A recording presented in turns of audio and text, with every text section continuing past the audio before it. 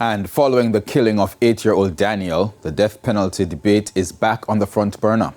Jamaica Maitland has details.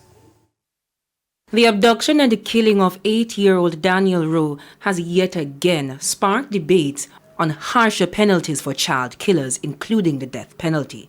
Little Daniel's case, however, is not a capital murder, and so the death penalty does not apply. It has to be accompanied by a felony.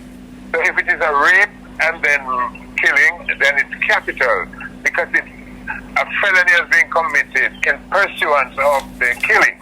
Because only one person died at one time, it does not qualify for capital murder. What you may need to do is for Parliament to legislate that the killing of children becomes now capital murder.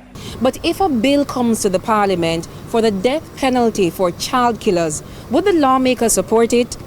Not just child killer. I voted against the penalty here because I thought it was barbaric. So not only for child killer, but any bill that comes here to reintroduce capital punishment, I'll be the first person to vote for it. I myself decided that I will donate blood to her.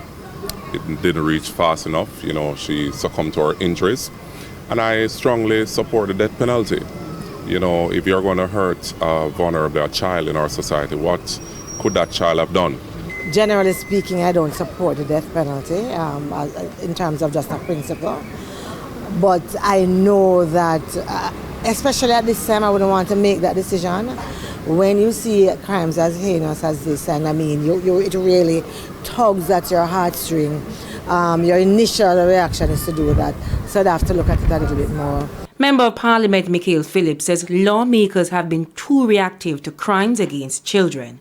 I know it is us as parliamentarians, as lawmakers, to make the laws to make it more stringent. But in this case, it is the government that will have to carry that bill to Parliament. And I'm sure they will get support from both sides of the House, or most of us in the House.